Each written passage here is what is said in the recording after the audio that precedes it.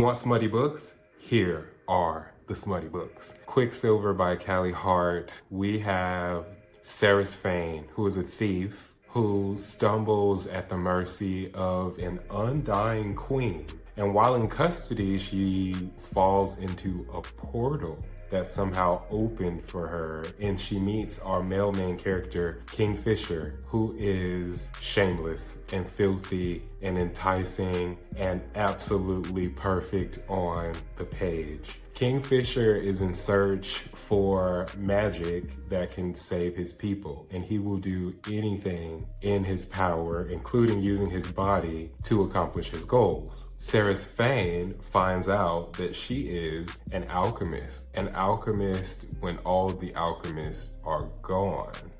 Wonder how this has happened. If you're looking for smut, shameless banter, dirty talk on the page, this is the book for you. If you're looking for morally dark gray, this is the book for you. If you're looking for something that will get you out of a slump, this is the book for you. Our next recommendation is Serpent and the Wings of Night by Carissa Broadbent. Last year, she released another book in the Crowns of Nyaxia series, which is sets of duologies, and she's on part 2 of that set. The first 2 books in the Crowns of Nyaxia, Serpent and the Wings of Night, Ashes and the Star, Cursed King, totally recommend. This new book is so bad. It seems like it's not even the same author. But anyway, Serpent and the Wings of Night.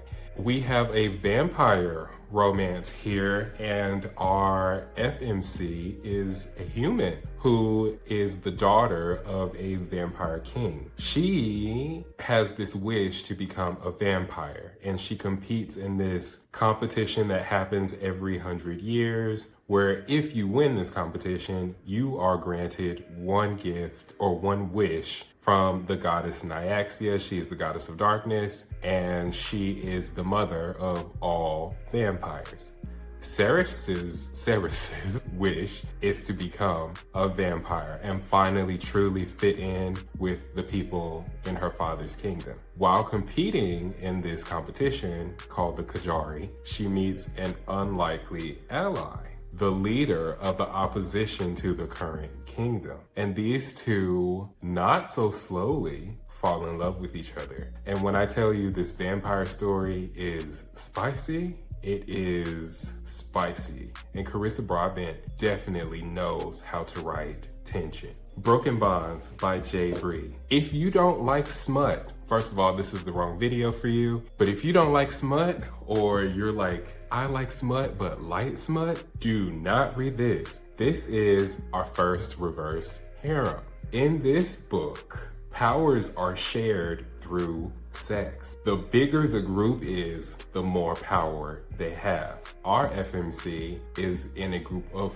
her and 5 other people. And this group consists of the most powerful beings that have ever walked the earth. Our FMC is resistant to have sex with any of the members in her group in particular, and she runs away from them. She later on gets caught, and we are trying to figure out why she ran away in the first place. If you like smut, if you're a smut hound, a smut lover, then this is 100% for you. Disclaimer about this next recommendation. I actually DNF'd this book. This is a King Midas retelling, and it's super duper popular. This is Guild by Raven Kennedy, and I am going to force myself, yes, I said I'm going to force myself to finish this because I stopped reading this at the 51% mark. Check the trigger warnings for this one though, because there's essay written on page in the first book. From what I understand, that doesn't happen again in the rest of the novel. But in this King Midas retelling, we have our FMC, who is gilded. She is King Midas's greatest treasure, and he quite literally has her in a gilded cage in his palace. He never lets anyone touch her. He meets her when she's a child, and he never lets anyone touch her until she's 16, I believe. And then he finally uses her like he does with the rest of the people in his harem. But the whole time, when she's a kid, he has her trapped and she watches him be with men and women and maybe animals too, I don't know. She watches the whole time and she falls in love with him based on watching him do stuff with other people. And of course, the other sex workers in the harem don't like her at all. They hate her because she's the special one. She's the one that never gets touched. She's the one that never gets shared. And I'm recommending this to try it because I DNF'd it, but I feel like I'm the only one in the world that didn't like this, and this is about smut. So check it out. Reign of Shadows and Endings by Melissa K. Roehrich. We absolutely love Melissa K. Roehrich. This is a dark fantasy romance, and it's actually the first one I ever read. The Legacy, who are the relatives or offspring of the gods, and we have the Fae. The Fae, who were gifted to the Legacy in order to be their sources of power. In Reign of Shadows and Endings, we are following our FMC, who is a Fae, who gets selected to be a source, the biggest, baddest, most mysterious and evil kingdom. And she absolutely 100% does not want to be a source. She spends her entire life being disobedient and complicated in order to save herself from wanting to be desired. And she stumbles across one of our male main characters who meets her and immediately wants to possess her. And he is a Legacy and he takes her as his source. And we watch as she struggles and fights the entire way through. And the only way that she's able to have any kind of leverage on our male main character is to use sex to manipulate. And sometimes this works out in her favor, sometimes it does not. But it is spicy, it is dark. If you are triggered by this, or dark fantasy romance, dark themes, force things, then don't read this. But if it doesn't bother you too much on the page and you want spice, this is an extremely spicy book. And I had to ask myself a couple of questions about why I like this book so much. But if you're into that sort of thing, definitely check this out. This next book is kind of funny that I'm recommending it because I also rag on this book because I felt like there was more smut than plot. And if you're looking for more smut than plot, you should definitely read Blood and Steel by Helen Scheuerer. Is the story good? Yes. Is the smut better?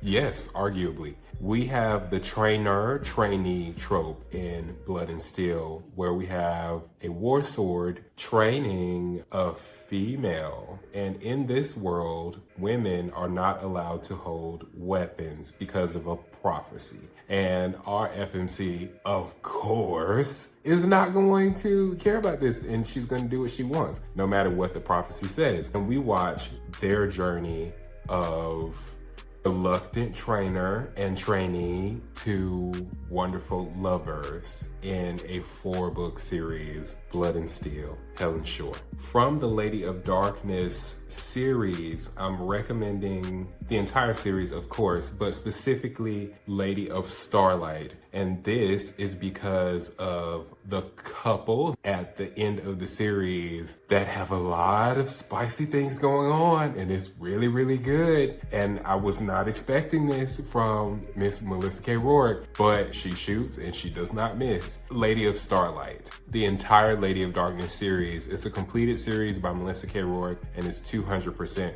worth the read. Yes, there is romance in this book, and that is the focal point, but I wanted to highlight the couple in this surprisingly really good characters. And another focused couple in a romance, Glow of the Everflame by Penn Cole. I absolutely love Penn Cole's writing. Everything that she's written that I read, I absolutely have loved it. Glow of the Everflame. There's a couple that happens in this book, and the chemistry and the tension and their story is absolutely to die for. Of course, the imp couple is great, but the couple is what caught my attention. Glow of the Everflame, however, is the second book. The first book is totally worth your time, and so is the entire series. That's a 5-star series for me. But Glow of the Everflame, the couple in Glow of the Everflame, can't say who they are, totally a spoiler, but definitely worth your time if you're looking for some plot in your MF fantasy romance. And the last recommendation in this is Zodiac Academy.